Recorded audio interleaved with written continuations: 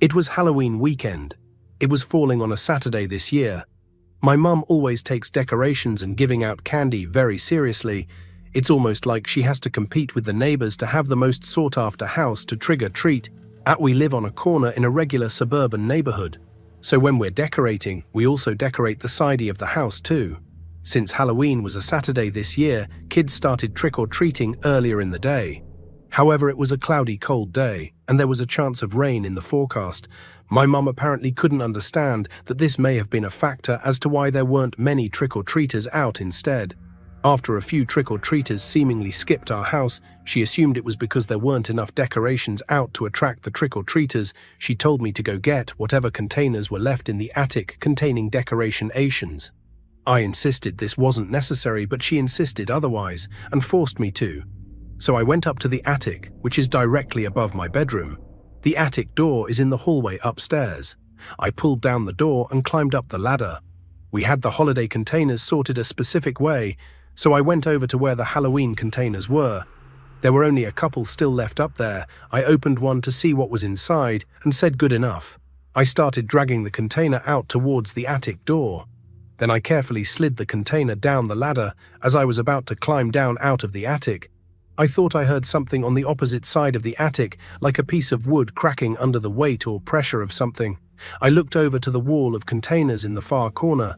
It's an attic, though the sound of wood snapping or cracking really wasn't that weird. I climbed down out of the attic and brought the decorations downstairs. From there, my mum and I put out some more decorations in the front yard. It was really windy and felt like rain at any second. There really weren't many trick-or-treaters at all. My mum was disappointed because she goes all out with the candy too. She's always been one of those people who makes a bunch of homemade goodie bags with a bunch of different candies inside.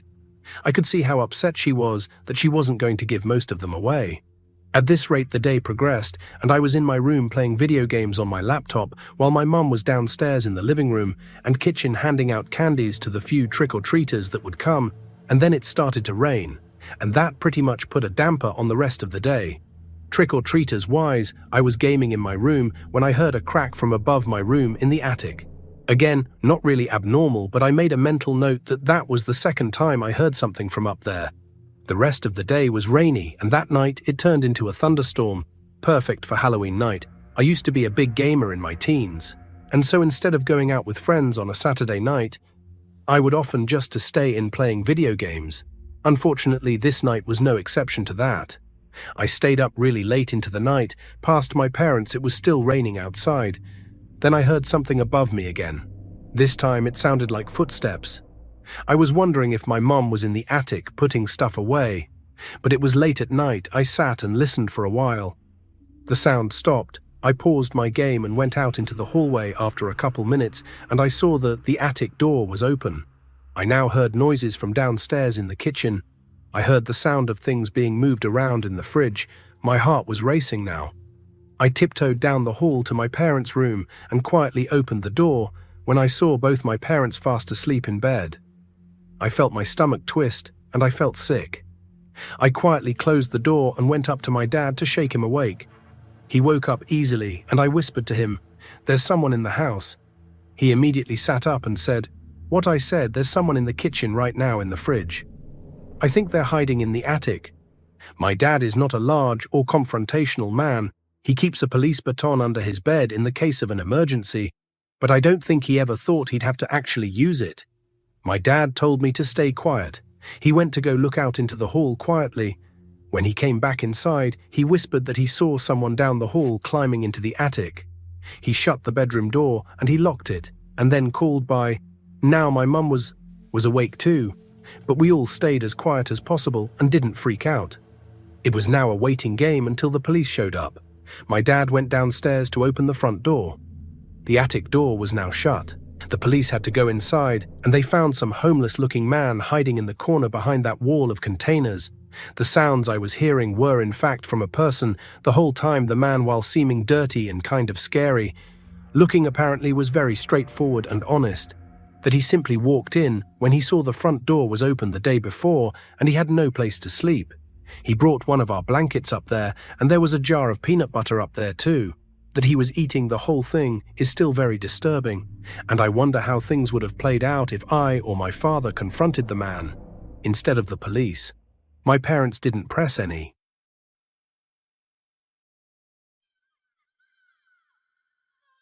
When I was 18, I threw a house party at my parents' house for Halloween. It was closed invite, meaning I told people not to bring strangers.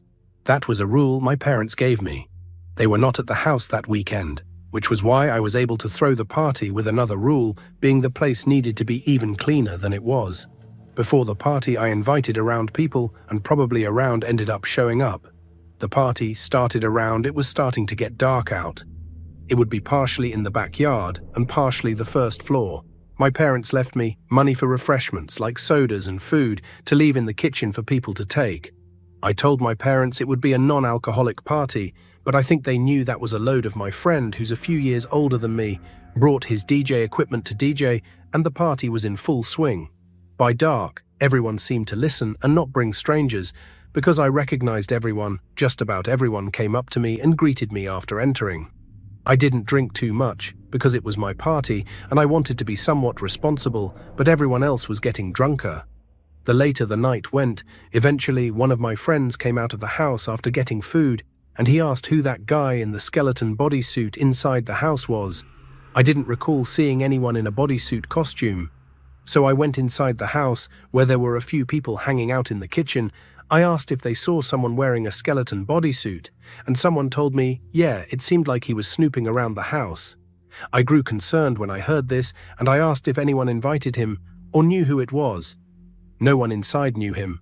I looked around the house and then found him. He was walking down the stairs. I asked, "Who are you?" and he said, "Mike." I was using the bathroom upstairs. It was a really deep voice. He sounded older. His frame was also a bit larger.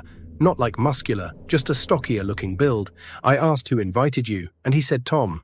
I didn't know a single Tom, so I asked who's Tom. Then I just asked him if he could take his mask off. He didn't listen or even respond.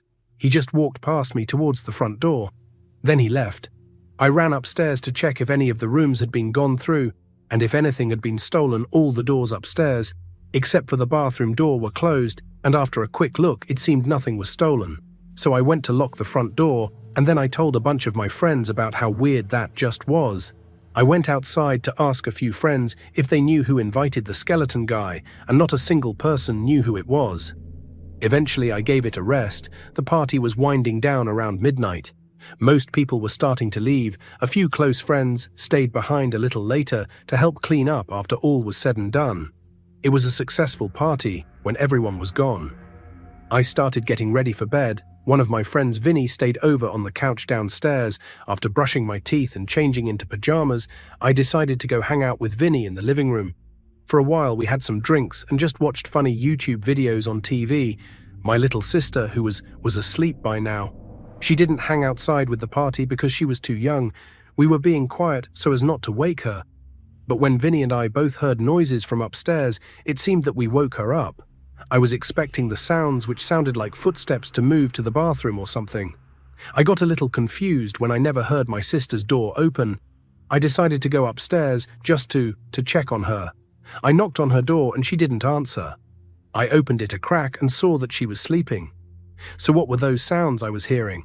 Then I went to my parents' room and realized the door wasn't clicked shut. I was able to just push it open without twisting the doorknob, which was odd because I made sure their door was closed before the party. I looked inside the room without turning on the lights. Then, as I backed out of the room, I looked through the crack of the door, and on the other side, I saw that guy in the skeleton bodysuit. I made no mistake. I knew what I was looking at. I'm impressed with myself for not running or screaming. I pretended I didn't see him and pulled the door closed. Then I went downstairs and told Vinny that the guy from before is in the house. I had him call and tell them that there's an intruder in the house, while I tiptoed back upstairs to my sister's room, went inside and shook her to wake her up. I explained to her what was going on and made sure she would be quiet while following me downstairs. She did a good job not freaking out either. When we were downstairs, we met Vinny in the kitchen by the back door, where we went outside to the backyard. Then we cut through the side to the front and went to our neighbor's house, ringing the bell at least 3 times. Our neighbor let us wait with him for the police.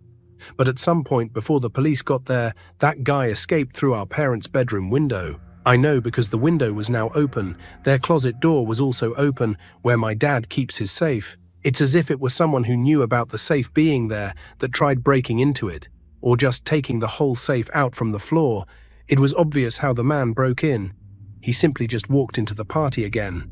It could have been any number of people, though we never found out who it was.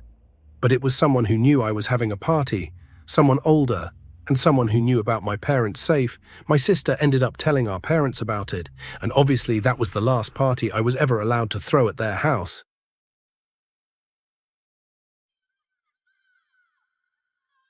This happened this would be my last year trick-or-treating on Halloween, so I wanted to make it a big occasion. My mum is pretty laid back, so it turned into a huge multi-day thing for me. The day before Halloween, I would have a sleepover with my friends Davis and Zach, skip school the next day on Halloween trick-or-treat with Davis and Back, and then have a sleepover with just my girlfriend Amber and I. This story carries into both nights, so I'll try to explain the best I can. My basement had just gotten renovated into a man cave, so obviously my friends and I wanted to stay down there for the night.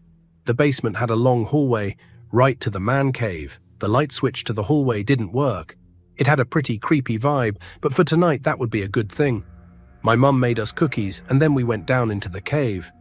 It was around PM, and we had just finished watching the original Scream. Our second movie of the night would be Paranormal Activity, which none of us had watched before, and that's why I picked it. I remember pausing the movie, not even seconds in, because of the motion-detected light in the backyard, turning on it, lit the whole room up, ruining the creepy vibe we had going, so I waited for the second timer so it would turn off, and then unpause the movie. Then, after about another seconds, the light went off for a second time, and I started getting annoyed. Davis asked me what kept making it turn on, and I said I had no clue. More seconds passed by, and the light turned off again, and I played the movie again.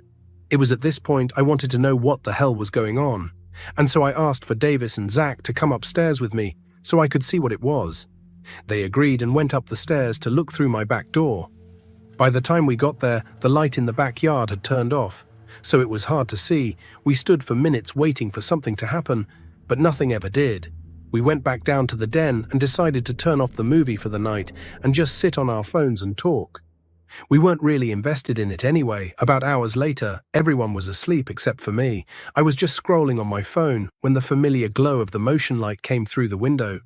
For now, the fourth time, I was exhausted though, and so I figured it was just another group of kids trying to prank us or something. But the more I thought about it, the less it made sense. I figured I would check the backyard one last time, and just like I thought would happen, no one was out there. I gave up, so I went back down to the den and called it a night. The next night came in the blink of an eye. The next thing I knew, I had a bag full of candy. I felt kind of sad in a way. This was like my childhood ending. However, I figured I should just try and enjoy the night and not reminisce. At this point, I still had lingering thoughts about the previous night, whether I should tell Amber or not. She was scared of everything, and I didn't want to ruin a night with her over a story we were at. One of our last houses on the route we took, when Amber let out a loud yell in pain. We asked what happened, and then she told us that she had a rock thrown at her. I turned around to find some guy in a clown mask, standing around feet behind us. This was amid the clown epidemic. I told him to get lost, but he just stood there. I analyzed him a bit more and realized this guy looked like a grown man. He only had a clown mask on. Also, the rest of his quote-unquote costume was just normal clothes. We kept walking, but all the man did was stand there. It was at this point we called it a night and skipped the last few houses out of anxiety. We went back to my house so my friends could get picked up, and just like that, it was just my girlfriend and I looking at candy on the floor in the den. She asked if we could watch a movie, so I decided that I would just turn on Paranormal Activity again later that night to finish it. I remember the scene in the movie perfectly. It was Ma walking around to find his girlfriend when suddenly the screen went black and the dimmed lights in the cave turned off. My girlfriend and I looked at each other. I realized the power went out. This immediately made me start to get paranoid. The power had never gone out in this house unless there was a storm. I checked my weather app and it said it was normal conditions. That night, not even a little bit of rain. I told Amber to stay in the cave, but she felt scared down there, so she decided to come upstairs with me. to see what was going on. The generator to the house was in the backyard, and that's when I got the terrible feeling in my stomach, the thoughts of last night creeping back to me, and this time I didn't have Davis and Zach with me, and Amber wasn't very strong. All the worst thoughts came to my mind as I opened the sliding door to the backyard. All I heard was crickets chirping. I figured that maybe I was just overthinking Amber, and I passed by the motion light which didn't kick on. Now I was about feet from the generator when I thought I heard a twig snap. Amber and I looked towards the forest on the far side of the yard, with the only sounds being crickets, but we felt like we were being watched. I almost felt like I had to throw up. I decided we'd rather stay in the house with no lights on than be out here. I didn't want to be outside any longer. Amber started making her way inside, and that's when I saw him, the same guy in a clown mask, standing to the side of my shed. We just stared at each other for a while, like he was trying to scare us, and then he suddenly jumped forward and started sprinting at us. I ran to the back door and slammed it shut after Amber. We ran down into the cave and we got behind the bar in the corner of the room. That's when I realized I never locked the back door, and we heard a slam from upstairs. Now everything was silent in the man cave. Amber started texting because she was too scared to talk. She explained that there was a man in the house. Minutes felt like hours, must have been like minutes tops, and the sound I had been dreading to hear came the basement door opening. I heard footsteps come down the stairs and down the hallway. My girlfriend was breathing too loud. I had to cover her mouth. I heard footsteps come towards our direction and stop. I was starting to think my only option might be to fight if he finds out where we were. I grabbed a beer bottle from behind the bar and prepared myself mentally to fight if I had to. The room stayed silent for quite a while, but then we heard sirens come from outside. I realized this was the perfect distraction and moment to strike in a fraction of a second. I got up, ran at him, and swung at his head with the bottle, but I tripped and fell after I swung, and I hit the ground. I looked up to see that man with the clown mask from earlier. I think his mask somewhat blocked my swing because he barely flinched. I realized this was a stupid idea, because it seemed like he was about to go back upstairs after hearing the sirens anyway. He looked down at me on the floor. I was about to yell at Amber to run as I laid on the floor, scrambling to get up. My legs felt numb, and I realized my life could potentially end right now. But the police could be heard outside. The man stared for another moment before running up the stairs. Then we heard the back door open and slam again. I ran upstairs to let the police in and told them he went out back.